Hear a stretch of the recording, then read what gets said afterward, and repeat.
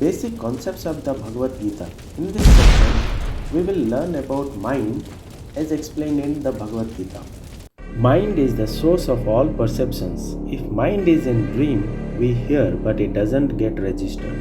Function of mind is thinking. It doesn't matter what it thinks, but it is fact that it thinks. One cannot put the mind completely at rest without thinking something. Thinking happens in mind, which is subtle body. Thinking doesn't happen in brain, which is gross body. The uncontrolled mind is the biggest enemy. As long as the mind is contaminated by the three modes of material nature, mind is just like a mad elephant. A mad elephant can kill others and can kill itself. Uncontrolled mind flows like a river. A mind which is out of control can produce lust, anger, envy. Mind can act as our friend or enemy. A steady mind brings peace. An agitated mind can bring havoc for self and others. Our inability of mind to handle situations as they emerge disturbs our peace of mind. Brahma Jigyasa is the inquiry in the mind to know who you are, why you are suffering, where you come from and where you will go. Sage of steady mind is a person who is free of attachment, fear and anger and is not disturbed even in times of misery or elated in times of happiness.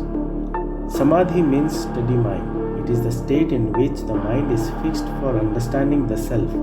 If mind is busy in sense enjoyment and bewildered by the temporary things, then samadhi is not possible.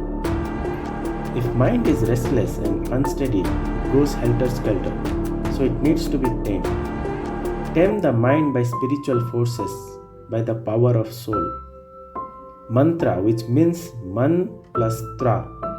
Man means the mind and tra means things that can tame the mind. We work with our mind and intelligence rather than our bodies. Perfection in yoga is achieved by mind control. Mind cannot be controlled, it can only be engaged. Therefore, in Bhakti Yoga, we keep the mind fixed on the Lord. If the mind and intelligence engage in service of the Lord, then the senses naturally engage in His service. Mind needs to be tamed so that it does not become too much attached to sense pleasure and material opulence.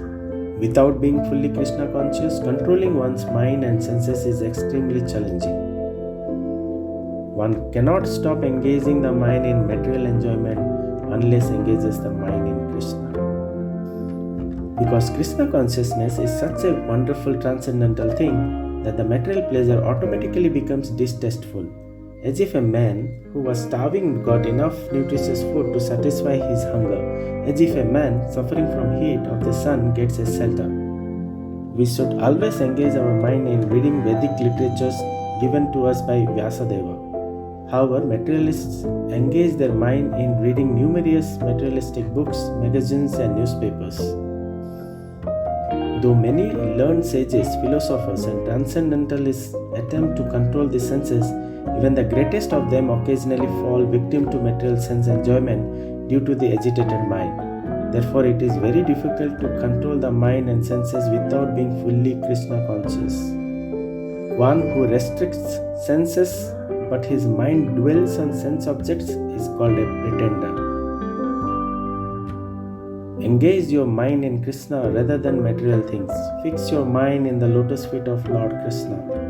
Without connecting to Krishna, one can neither have transcendental intelligence nor a steady mind, without which there is no possibility of peace. The correct method of mind control is Krishna conscious. Lord Krishna said, if your mind and intelligence is fixed on me and your activities are dedicated to me, then you will attain me without doubt. Dear viewers, today we explored another fundamental teaching of the Bhagavad Gita, the mind. Lord Krishna explains that the mind can be our greatest friend when disciplined and our biggest enemy when uncontrolled. If this understanding brought you even a moment of clarity, Please like this video, share it with your loved ones, and subscribe to the Loving Real Life channel.